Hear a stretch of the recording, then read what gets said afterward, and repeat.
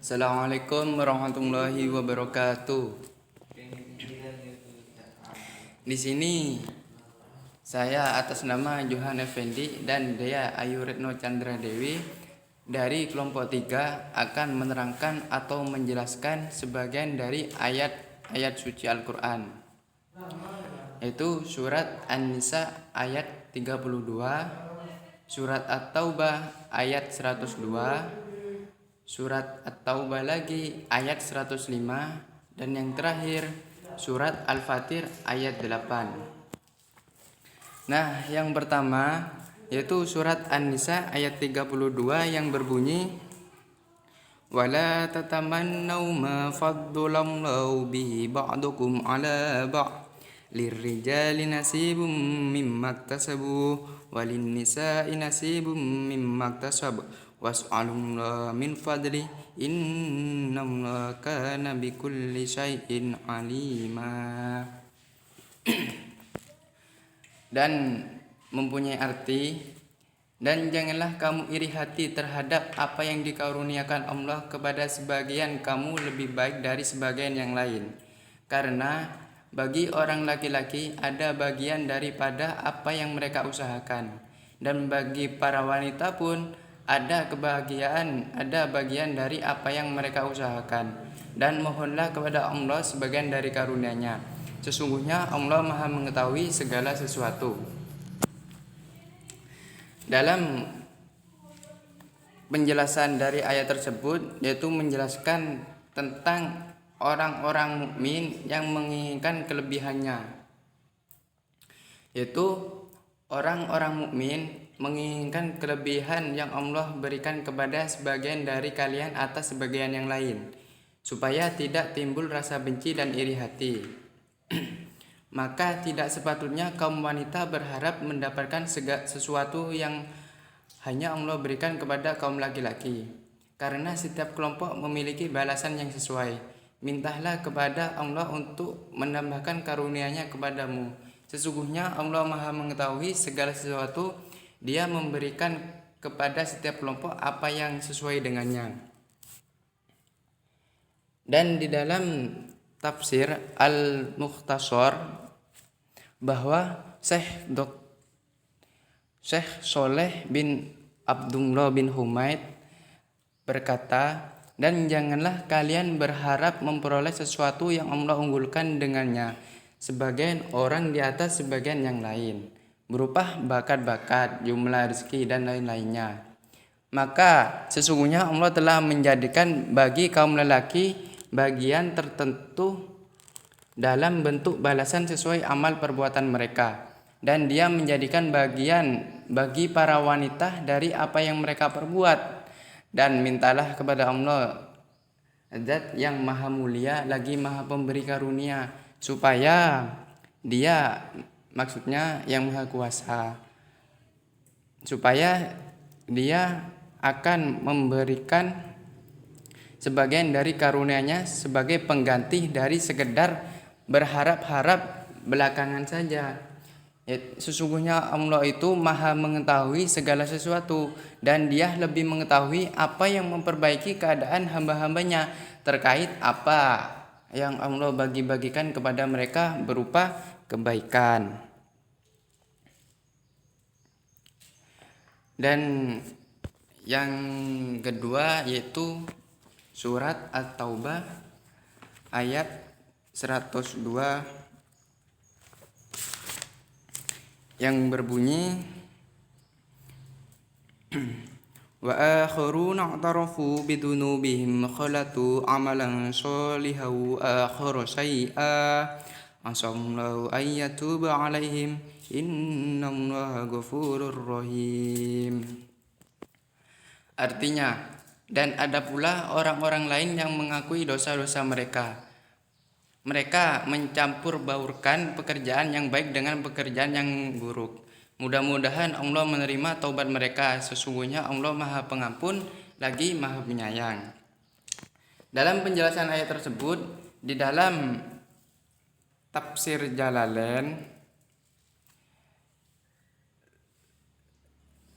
ada pula suatu kaum yang lain. Lafaz ayat di atas itu menjadi mubtada, yaitu mempunyai makna mereka mengakui dosa-dosa mereka karena tidak ikut berangkat ke medan perang. Dan di dalam tafsir Al-Muyassar menerangkan, menjelaskan, dan sebagian penduduk di sekitar Madinah yang lain ada yang mengakui dosa-dosa mereka, lantas menyesal dan bertaubat. Dan penjelasan dari tafsir Al-Misbah, terdapat pula kelompok lain yang menyakiti kalian tetapi kemudian mengakui dosa-dosa yang mereka perbuat dan berjalan pada jalan kebenaran.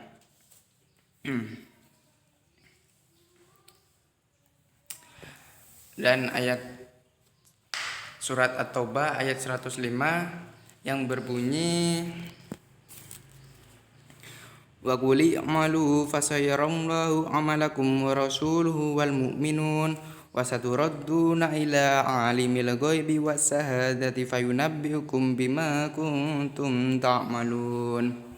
Yang mempunyai arti bekerjalah kamu, maka Allah dan Rasulnya serta orang-orang mukmin akan melihat pekerjaanmu itu, dan kamu akan dikembalikan kepada Allah yang mengetahui akan yang gaib dan yang nyata.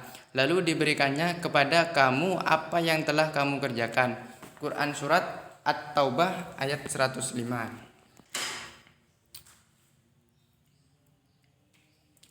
Dalam penjelasan ayat tersebut, surat At-Taubah ayat 105, ayat yang memotivasi orang-orang mukmin untuk beramal dan bekerja. Melalui ayat At-Taubah tersebut, Allah Subhanahu wa taala memerintahkan hambanya untuk beramal, bekerja, berusaha, dan banyak berbuat, seperti berbuat kebaikan, pokoknya yang ada hikmahnya sudah. Ayat ini memotivasi kepada kita untuk terus beramal dan bekerja dengan sungguh-sungguh. Proses itulah yang dilihat dan dinilai Allah, bukan hasilnya. Allah tidak menilai kita berdasarkan hasil, tetapi berdasarkan proses. Apakah kita telah sungguh-sungguh beramal dan bekerja. Jadi Allah Ta'ala itu tidak menilai dari hasilnya saja, tapi Allah itu menilai dari prosesnya. Bagaimana gitu. Dalam penjelasan ayat At-Taubah tersebut, dalam Bayu Hamka tafsir Al-Azhar menjelaskan, janganlah berhenti melainkan teruslah beramal, karena nilai kehidupan ditentukan oleh amalan yang bermutu, maka tak boleh ada mukmin yang kosong waktunya dari amal. Jadi dalam kitab tafsir Al-Azhar menerangkan bahwa kehidupan itu tidak ditentukan oleh amalan saja, tapi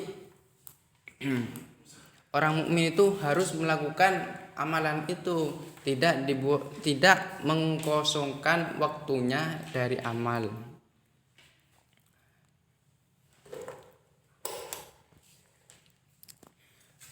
Dan ayat selanjutnya yaitu surat Al-Fatir ayat 8 yang berbunyi, afaman zuyyina lahu su'u amali fara'ahu hasana fa innam la yudillu man yasha'u wa yahdi man yasha' fala tadhhab nafsuka 'alaihim hasarat innam la 'alimun bima yasna'un. Artinya, maka apakah pantas orang yang dijadikan terasa indah perbuatan buruknya, lalu menganggap baik perbuatan itu? Sesungguhnya Allah menyesatkan siapa yang dikehendaki dan memberi petunjuk kepada siapa yang Dia kehendaki. Maka jangan engkau, Nabi Muhammad, biarkan dirimu binasa karena kesedihan terhadap mereka. Sesungguhnya Allah Maha mengetahui apa yang mereka berbuat. Dalam isi kandungan tersebut menjelaskan perbedaan besar antara dua golongan yang sudah disebutkan pada ayat sebelumnya. orang-orang yang terperdaya dan dapat ditipu oleh setan sehingga pekerjaan mereka yang buruk dianggapnya baik. Tentunya tidak sama dengan orang-orang yang tidak dapat ditipu oleh setan. Tersesat atau mendapat petunjuk ada di tangan Allah. Dia menyesatkan atau memberikan petunjuk kepada orang yang dikehendakinya sesuai dengan kebijaksanaannya berdasarkan keadaan hamba yang bersangkutan. Orang-orang yang ditetapkan tersesat dia selalu mengerjakan perbuatan buruk dan keji. Sebaliknya, orang-orang yang diberi petunjuk oleh Allah selalu mengerjakan amalan yang baik.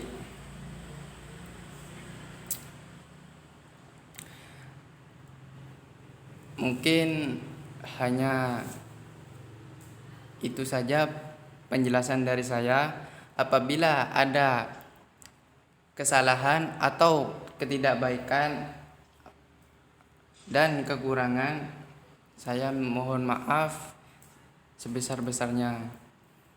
Akhirul kalam. Assalamualaikum warahmatullahi wabarakatuh.